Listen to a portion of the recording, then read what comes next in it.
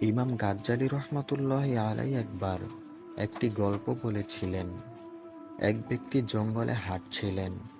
হঠাৎ দেখলেন একটি সিংহ তার পিছু নিয়েছে। তিনি প্রাণ বাঁচানোর জন্য দৌড়াতে লাগলেন। কিছু দূর গিয়ে একটি পানিহীন কুয়ো দেখতে পেলেন। তিনি চোখ বন্ধ করে কুয়োতে ঝাঁপ দিলেন। পড়তে পড়তে একটি ঝুলন্ত দড়ি দেখে তা খপ করে ধরে ফেললেন এবং ওই অবস্থায় ঝুলে রইলেন। উপরে চেয়ে দেখলেন কুয়োর মুখে সিংহটি তাকে খাওয়ার অপেক্ষায় দাঁড়িয়ে আছে।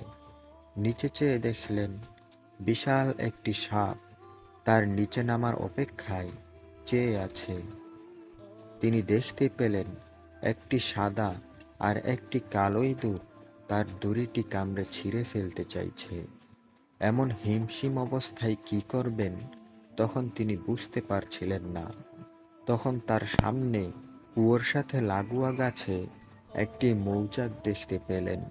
তিনি সেই মৌচাকের মধুতে আঙ্গুল ডুবিয়ে মধু খেতে লাগলেন।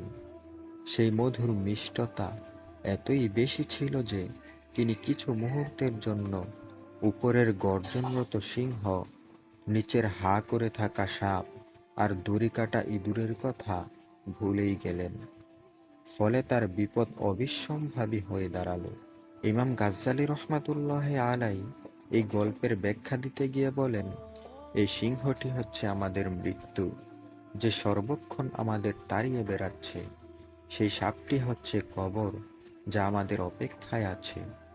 দড়িটি হচ্ছে আমাদের জীবন, যাকে আশ্রয় করেই আমাদের বেঁচে থাকা।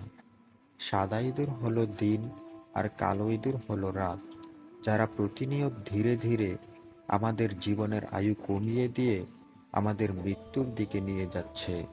আর সেই মৌচাক হলো দুনিয়া, যার সামান্য মিষ্টতা পরখ করে দেখতে গেলেও আমাদের এই চতুর্মুখী ভয়ানক বিপদের কথা আমরা ভুলে যাই। সুতরাং এই দুনিয়ার সামান্য মজা পেয়ে আখেরাতের চিরসুখের জান্নাতকে ভুলে গেলে চলবে না। আমাদের মূল লক্ষ্য দুনিয়াতে টাকা পয়সা ইনকাম করে সফল হওয়া নয়। আমাদের মূল লক্ষ্য হওয়া উচিত আল্লাহর জান্নাত। আমরা দুনিয়াতে যা কিছুই করি না কেন, আমাদের আখিরাতকে সামনে রেখে দুনিয়ার কাজ করতে হবে। আল্লাহ তাআলা আমাদের সকলকে বুঝার তৌফিক দান করুন। আমিন।